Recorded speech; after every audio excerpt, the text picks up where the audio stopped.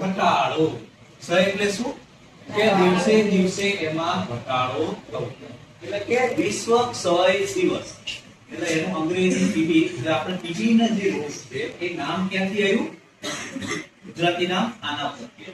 કે ક્ષય એટલે ઘટાડો થવો, જેમાં શરીરનો ઘટાડો થાય છે, વજન ઘટે છે અને શરીર લેવાય જાય. એટલે કે કોઈ ભાઈ બેન 60 કિલોના હોય અને આ રોગ લાગુ પડે તો વજન 50 કિલો થી ઓછું થવા માંડે, એટલે કે વજન ઘટવા માંડે. બીજા શું થાય? એક તો એવા રોગમાં કોઈને લાગુ પડ્યો હોય, જેને ક્ષય લાગુ પડે, એમાં પહેલું શું થાય? વજન ઘટે. બીજું, હાથ પડે થાકી જાય.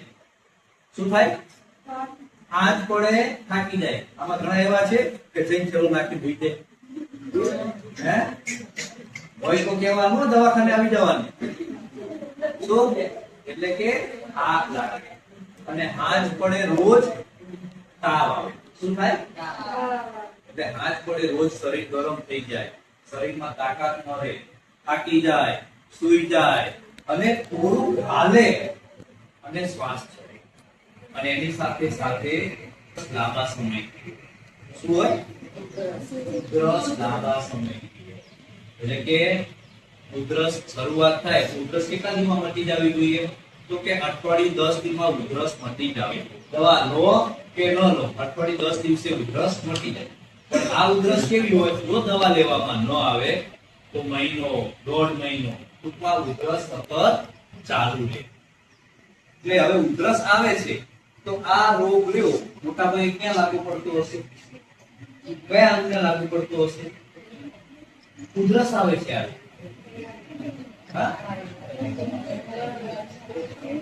આમાં ઉધરસ આવે છે ફેફસામાં. ક્યાં લાગુ પડે? ઉધરસ આવે એટલે ફેફસામાં લાગુ પડે છે. ક્યાં લાગુ પડે છે? ફેફસામાં લાગુ પડે છે. હવે જ્યારે આ છે ફેફસામાં લાગુ પડે એટલે ફેફસા ખવાય. શું થાય? ફેફસા નબળા પડે.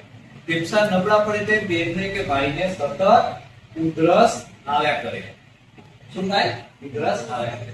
ક્યારેક ક્યારેક કફ આવે અને કફમાં લોહી આવે. શું આવે? કફમાં લોહી આવે. ખ્યાલ આવ્યો? તો શું શું થાય ક્ષય રોગમાં? શું થાય? ઉધરસ આવે, કફમાં લોહી આવે અને ઉધરસ લાંબો સમય રહે.